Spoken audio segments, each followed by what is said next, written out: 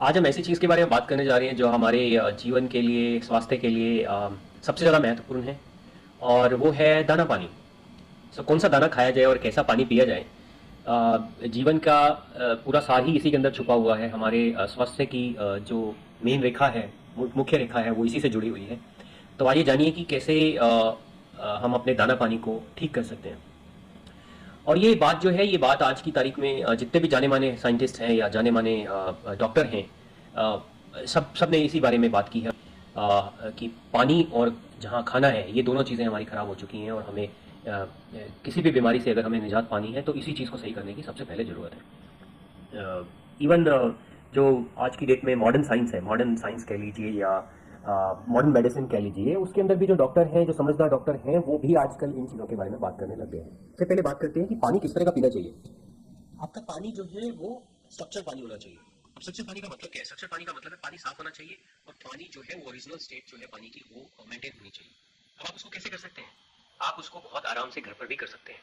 आपके घर में जो पानी की सप्लाई आती है, वो पानी की सप्लाई आप लेते हैं, उस पानी को आप किसी स्टील के बर्तन में, मिट्टी के बर्तन में स्टोर कीजिए और उसके अंदर डालिए आप तांबे की प्लेट या तांबे का कोई पत्ती टाइप की चीज आप उसके अंदर डाल दीजिए और उसके अंदर आप मोरिंगा के 2 बीज डाल दीजिए। सूखे बीज हों, वो बीज उस बर्तन के अंदर आप नीचे डाल दीजिए। वो बीज क्या करते हैं? वो बीज जो है उस पानी के अंदर जो भी गलत कण होते हैं वो एब्जॉर्ब कर लेते हैं। पानी आपका बिल्कुल साफ हो जाएगा, यूज करने लायक हो जाएगा पानी। 12 घंटे तक आप उसको पत्ती को बीच में भिगो कर रखिए। उसके बाद आप पानी को ऊपर से निकाल लीजिए उस बर्तन में से और आप दूसरे बर्तन में उसको ट्रांसफर कर दीजिए। अब जहां तक बात आती है कि क्या आरओ का पानी यूज करना चाहिए या जो फिल्टर जिस तरह के ये नए नए फिल्टर चले हुए हैं, क्या वो पानी यूज करना चाहिए या नहीं करना चाहिए? बिल्कुल नहीं यूज करना चाहिए। अगर आपके यहाँ पर पानी की जो सप्लाई है, उस पानी का जो टीडीएस है, जो कि जो जो जो हार्डनेस है पानी की, वो बहुत ज्यादा है, तो आप शायद उसमें फिल्टर का यूज कर सकते हैं ताकि उसका टीडीएस थोड़ा सा कम हो सके।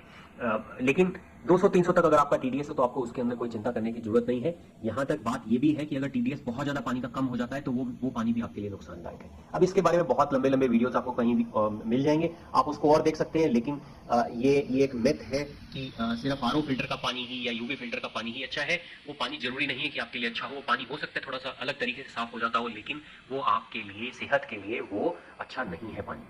तो अब कई जगह पे पानी बहुत ज्यादा गंदा आता है, मिट्टी वाला, या उसके अंदर और भी कई चीजें मिक्स होकर आती हैं। तो लोग कहते हैं कि हम बड़े शहरों में रहते हैं, हम कैसे करें, किस तरह का पानी पिए? तो उसका एक काम आप कर सकते हैं। ठीक है, आपको टीडीएस कम करने के लिए आरओ का फिल्टर लगवाना पड़ गया, कोई दिक्कत नहीं, आप लगवा लीजिए। लेकिन उस पानी को आप स्टील के बर्तन में रखिए रात को, उसके अंदर तांबे की प्लेट डालिए।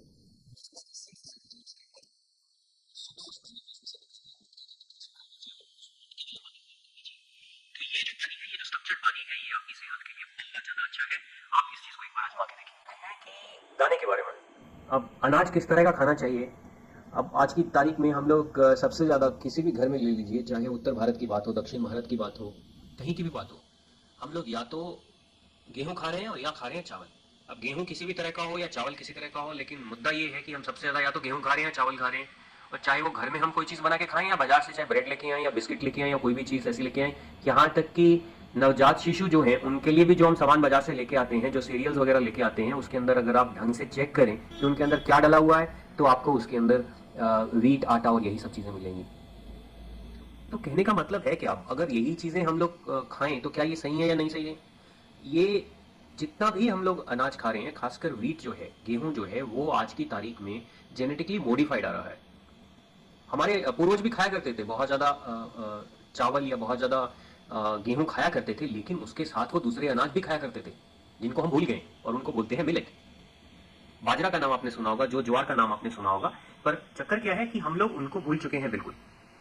तो क्या किया जाए? करना ये है कि हमें अपने घर में जो गेहूं है और चावल है उसको बदलना है और उसकी जगह हमें क्या खाना है? हमें खाने हैं मिलेट। अब मिलेट जो है, ये सिर्फ बाजरा जो ज्वारी नहीं है, मिलेट बहुत तरह के होते हैं और उसमें कम से कम 25-30 और उससे भी बहुत ज्यादा वेराइटीज आती हैं। तो उसके अंदर जो खास मिलेट है, वो खास मिलेट है करीब 10 के आसपास, जिसमें से 5 जो है वो टॉप क्वालिटी मिलेट होते माने जाते हैं। वो हमारे स्वास्थ्य के लिए सबसे ज्यादा अच्छे हैं, उनको बोलते हैं positive millet. Millet man of India जो डॉक्टर खादर वली हैं मैसूर से, उन्होंने तो उन 5 मिलेट का नाम श्री धान्या रख दिया है। क्यों? क्योंकि उनके अंदर ऐसी क्वालिटीज हैं कि वो आपकी सेहत को ठीक ही नहीं रखेंगी, बल्कि अगर आपको कोई बीमारी भी हो गई है तो उसको भी वो रिवर्स करने की ताकत रखती है, इतनी पावरफुल है वो मिलेट्स। तो 5 तो होगी वो जिनको पॉजिटिव मिलेट बोलते हैं या श्री धान्या बोलते हैं डॉक्टर खादर की भाषा में अगर बात करें तो। उसके बाद आती है 5 जिनको न्यूट्रल मिलेट बोलते हैं। और वो न्यूट्रल मिलेट कैसी है? वो न्यूट्रल मिलेट अगर आपको शायद किसी बीमारी को रिवर्स तो ना करे, लेकिन वो आपके स्वास्थ्य को ठीक रखने में बहुत ज्यादा मदद करती है। तो ये जो 10 मिनट है, इनको आप अपने खाने में शामिल कीजिए और इनको जहां आप चावल बनाते हैं उसकी जगह आप उसको यूज कर सकते हैं। मिलेट बनाने की सबसे खास बात क्या है, जरूरी बात क्या है समझने की, वो ये है कि आप इसको कम से कम 8 से 10 घंटे भिगोइए। तो सुबह बनानी है, रात को भिगो दीजिए, शाम को बनानी है, सुबह भिगो दीजिए, और उसके बाद आप इसको चावल की तरह यूज कीजिए। इसका बैटर बना लीजिए, उसके कुछ भी बना सकते हैं आप, पर ये बदलना बहुत ज्यादा जरूरी है। क्यों? क्योंकि गेहूं और चावल जो है ये सारा का सारा जीएमओ आया है। इसके अंदर जो प्रोटीन स्ट्रक्चर है वो इतना कॉम्प्लेक्स है कि वो हमारा शरीर उसको हजम नहीं कर पाता। तो इसको बदलना बहुत ज्यादा जरूरी है। दाना और पानी की बात कर ली है, तो अब दाना कच्चा तो खाया नहीं जाएगा, उसको पकाना तो पड़ेगा ही। तो अब उसके लिए आती है सबसे जरूरी चीज जो है वो है तेल। अब तेल कौन से खाए जाए? बाजार में आप जाइए, आज की डेट में किसी भी बड़े स्टोर में चले जाइए, वहां पर एक पूरा का पूरा एरिया ऐसा ब्लॉक बना दिया जाता है जहां पर सिर्फ तेल ही तेल पड़े हैं, और आप जो है वो तेल के समंदर में डूब जाते हैं कि कौन सा तेल खाया जाए और कौन सा छोड़ा जाए। चाहे वो ऑलिव ऑयल हो, चाहे वो रिफाइंड ऑयल हो, कनोला ऑयल हो, राइस ब्रान ऑयल हो, या और भी हजारों तरह के आज की तारीख में जो तेल जो है आपको बाजार में मिल जाएंगे। तो मुद्दा ये है कि कौन सा तेल यूज किया जाए। अब सबसे बड़ी जो जरूरी बात है वो इसमें समझने लायक वो ये है कि आप एक तो जो आप जिस एरिया में रहते हैं वहां एरिया का जो भी आपको लोकल जो तेल है वो तेल यूज कीजिए। पर रिफाइंड तेल आपको यूज करना नहीं है, बिल्कुल भी किसी भी हालत में आपको रिफाइंड तेल यूज नहीं करना है। तो जितने भी बाजार में आपको तेल मिलते हैं उनमें से ज्यादातर करीब करीब सभी तेल जो है वो रिफाइंड तेल है। वो रिफाइंड जो है वो कुछ कम हो सकते हैं, कुछ ज्यादा हो सकते हैं, पर सारे रिफाइंड तेल है। तो वो तो आपको बिल्कुल भी जो है वो इस्तेमाल में नहीं लाने।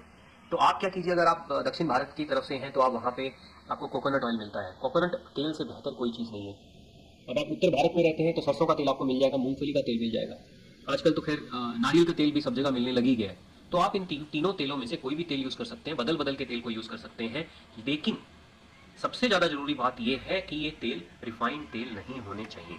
तो कौन सा तेल लें? तो तेल आप वो लीजिए जो आपको कच्ची घानी एकदम सही जगह से, आपको जहां से कच्ची घानी का तेल मिल जाए वही तेल आप यूज कीजिए। कच्ची घानी का तेल क्या है? कच्ची घानी का तेल वो है कोलू। कोलू का बैल आपने सुना होगा। तो कोलू का बैल जो है वो जब चलता है और उसके अंदर जब आपका ये सरसों है या कोई भी चीज जो पिसती है वो पिसती है लकड़ी के बर्तन के अंदर, न कि मशीनों के अंदर। मशीनों से होता क्या है कि वो तेल आपका गर्म होकर पिसता है, जिससे उसकी सारी प्रॉपर्टीज और सारी क्वालिटीज जो है वो खराब हो जाती है। और उसके बाद किया जाता है जो मशीनों के अंदर, उसको रिफाइन किया जाता है, उसके अंदर केमिकल्स भी डालकर कई बार रिफाइनमेंट होती है। ये सारा चीज जो है बहुत गलत है और इसी से ही प्रॉब्लम होनी शुरू हुई है। तो आप क्या कीजिए, आप कच्ची घानी का तेल लेके आइए। कोशिश कीजिए कि कोई आपको अगर कोई गांव से कहीं से मिलता है या आसपास कोई ऐसी जगह है जहां पर किसान है, वो अगर कच्ची घानी का तेल या कोलू का तेल अगर आपको दे सकते हैं तो उससे बढ़िया कोई चीज़ हो ही नहीं सकती। तो ये तो हुई तेल के बारे में बात। अब तेल को जो यूज़ भी करना है वो भी कम मात्रा में आप तेल को यूज़ कीजिए। कोशिश कीजिए उसको कम से कम पकाया जाए, कम से कम उसको आग पे जलाया जाए। तो कोशिश कीजिए कि आप तेल को जो है एक तो कच्ची घानी का या कोयलू का वो जो तेल जो मिलता है वो तेल लेके आए। कोल्ड प्रेस ऑयल भी बोल देते हैं अंग्रेजी में उसको, वर्जिन ऑयल भी कई बार जो बोला जाता है, उस तरह का तेल आप कोशिश कीजिए कि आपको मिले और उसी तेल को आप इस्तेमाल करें। खाने पीने की बात हो और चीनी की बात ना हो तो मजा ही नहीं आएगा। अब मीठा कहाँ से आएगा? तो चीनी के बारे में बात करते हैं कि चीनी कौन सी खानी चाहिए, कौन सी नहीं खानी चाहिए। आजकल बाजार में भी जाएंगे तो आपको जो है वो 50 तरह की चीनी मिल जाएंगी। सबसे जो आम मिलती है वो चीनी मिलती है आपको सफ़ेद रिफाइंड शुगर मिलती है, क्रिस्टलाइज शुगर मिलती है, बूरा चीनी मिलती है, शक्कर मिलती है, ब्राउन शुगर भी आने लग गई है 2-3 तरह की आजकल बाजार में। अब क्या वो चीनी, कौन सी चीनी सही है? ब्राउन शुगर खानी चाहिए, नहीं खानी चाहिए? कुछ लोग कहते हैं शक्कर खाना चाहिए, कुछ लोग कहते हैं कि गुड़ खाने चाहिए। तो क्या किया जाए इस चीनी के बारे में? अब देखिए ऐसा है, चीनी जो है सबसे ज्यादा जो है आज की तारीख में जो बन रही है वो बन रही है आपकी गन्ने से। और गन्ना उगाया क्यों जाता है इसके पीछे भी आपको बहुत सारे वीडियोस मिल जाएंगे। इसके बारे में फिर किसी और दिन चर्चा करेंगे विस्तार से। लेकिन मेन जो समझने की बात है वो बात ये है कि शुगर केन से, गन्ने से बनी हुई चीनी या उसका कोई भी डेरिवेटिव है, चाहे वो ब्राउन शुगर है चाहे वो शक्कर है, वो आपके स्वास्थ्य के लिए अच्छी नहीं है। तो कौन सी चीनी खाई जाए? अगर आपको चीनी, अगर आप किसी भी तरीके की चीनी जो है आप अवॉइड कर सकते हैं तो इससे बढ़िया बेहतर आपके स्वास्थ्य के लिए कुछ हो ही नहीं सकता। तो इससे पहले कि हम ये बात करेंगे कौन सी खानी चाहिए, सबसे पहले ये समझ लेते हैं कि चीनी अगर आप छोड़ सकते हैं तो इससे बढ़िया कोई चीज़ आपके लिए हो नहीं सकती। ज्यादातर बीमारियों की जड़ जो है वो चीनी ही है। तो चीनी को अगर आप छोड़ दें तो बहुत बढ़िया होगा आपके लिए। लेकिन फिर भी अगर आपको चीनी खानी ही है तो जो हमारे जो नेचुरल तरीके से जो चीनी बनती थी ना, और गन्ने की बनी हुई चीनी, ये नेचुरल चीनी नहीं है। तो जो नेचुरल चीनी बनती थी वो बनती थी पाम के पेड़ से। पाम का पेड़ पामेरिया ट्री भी बोला जाता है, और ये हमारे यहाँ का एशिया का जो है ये मूल पेड़ है यहाँ का। और इससे जो चीनी बनती थी, ये चीनी जो है वो बहुत अच्छी क्वालिटी की चीनी होती है। तो अगर, और उसमें भी चीनी के अंदर क्या है, रिफाइंड चीनी आप वो भी नहीं लीजिए। आप लीजिए उसका जो गुड़ बनता है, उस गुड़ को लीजिए, उस गुड़ को आप यूज कीजिए, बहुत अच्छा है वो सेहत के लिए, वो बहुत गुणकारी भी है।